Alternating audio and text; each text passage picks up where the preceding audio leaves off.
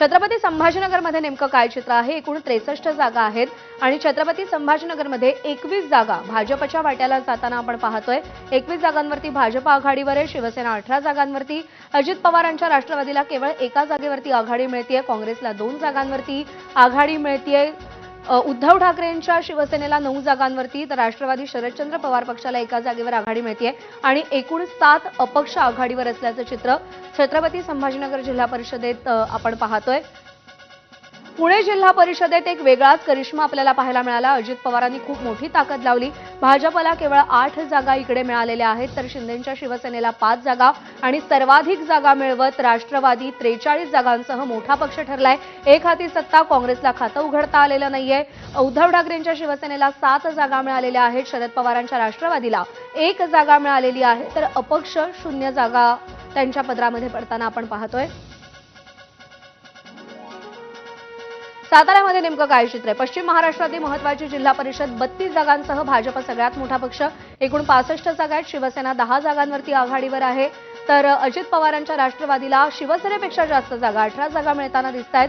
काँग्रेसला खातं उघडता आलेलं नाहीये, त्यापाठोपाठ उद्धव ठाकरेंच्या शिवसेनेला सुद्धा इकडे काहीही जागा मिळालेल्या नाहीयेत आणि राष्ट्रवादी शरदचंद्र पवार पक्षाला सुद्धा इकडे खातं उघडता आलेलं नाहीये आणि इतर पक्ष सुद्धा 0 जागांवरती आघाडीवर आहेत। त्यामुळे सातारा जिल्हा परिषदेवर 100% महायुतीची सत्ता आपल्याला दिसते। सांगली पश्चिम महाराष्ट्रातली आणखी एक महत्त्वाची जिल्हा परिषद, एकूण 61 जागा, 19 जागा भाजपला मिळत आहेत। शिवसेनेला 9 जागा मिळताना आपण पाहतोय। अजित पवारांच्या राष्ट्रवादीला 5 जागा आघाडीवर आहेत तर काँग्रेस 9 जागांवरती इकडे आघाडीवर आहे।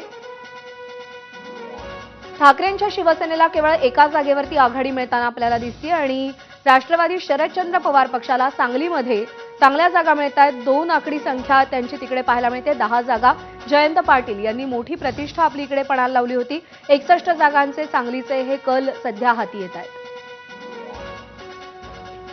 परभणीमध्ये नेमकं काय चित्र आहे? परभणी महानगरपालिकेमध्ये जरी ठाकरेंच्या शिवसेनेला बहुमत मिळालेलं असलं तरी परभणी जिल्हा परिषदेत मात्र भाजपच सगळ्यात मोठा पक्ष ठरलाय। 17 जागांवरती भाजप आघाडीवर आहे, शिंदेंची शिवसेना 3, राष्ट्रवादी काँग्रेस 6 जागांवर, काँग्रेस 4, उद्धव ठाकरेंची शिवसेना 2 जागांवरती आघाडीवर आहे तर शरद पवारांची राष्ट्रवादी आणि इतर पक्षांना कुठेही आघाडी मिळताना दिसत नाहीये, विजय मिळताना दिसत नाहीये।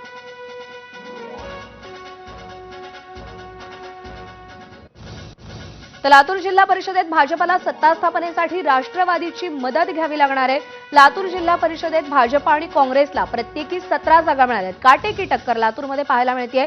दोन्ही शिवसेनांना प्रत्येकी एका जागेवरती विजय मिळालेला आहे आणि भाजपला सत्ता स्थापनेसाठी राष्ट्रवादीची इथे मदत घ्यावी लागणार आहे कारण का काटेकी टक्कर आहे। काँग्रेस आणि भाजपमध्ये लातूर देशमुखांचा बालेकिल्ला, काँग्रेसनं तिकडे मोठी ताकद पणाला लावलेली होती आणि 17 जागा काँग्रेसकडे जाताना दिसतात तर 17 जागा या भाजपकडे येताना दिसतात आणि शिवसेनेचा विचार केला तर दोन्ही शिवसेनेला एक जागा इकडे मिळताना दिसते। त्यामुळे जर लातूरमध्ये भाजपला सत्ता स्थापन करायची असेल तर त्यांना राष्ट्रवादी काँग्रेसची इकडे मदत घ्यावी लागणार आहे। त्यामुळे लातूरमध्ये नेमकं काय राजकीय समीकरण उदयाला येतं हे पाहणं महत्त्वाचं असणार आहे। लातूर महानगरपालिकेचा विचार केला तर काँग्रेसला तिकडे मॅन्डेट मिळालेला आहे, त्यामुळे आता जिल्हा परिषद निवडणुकांमध्ये जिल्हा परिषद हाती राखण्यासाठी भाजप काय खेळी करते त्याकडे लक्ष असेल। 16 जागांवरती भाजपला इकडे विजय मिळालेला आहे किंवा आघाडी मिळताना दिसतेय। शिंदेंच्या शिवसेनेला 2 जागांवरती, राष्ट्रवादीला 10 जागांवरती आघाडी मिळताना दिसतेय। काँग्रेस 15 जागांवरती आघाडीवर आहे। उद्धव ठाकरेंच्या शिवसेनेला एकही जागा मिळालेली नाहीये। शरद पवारांच्या राष्ट्रवादीला 1 जागा मिळताना दिसते तर अपक्ष 3 जागांवरती आघाडीवर आहेत। त्यामुळे लातूरमध्ये सत्ता स्थापनेसाठी नेमकं काय सत्ता समीकरण उदयाला येतं याची प्रचंड उत्सुकता असणार आहे। भाजप इकडे काय खेळी करणार हे पाहावं लागेल कारण का जी आकडेवारी काही वेळापूर्वी समोर आली त्यानुसार भाजप आणि काँग्रेसला समसमान जागा मिळत आहेत। दोन्ही शिवसेनेंना एकेका जागावरती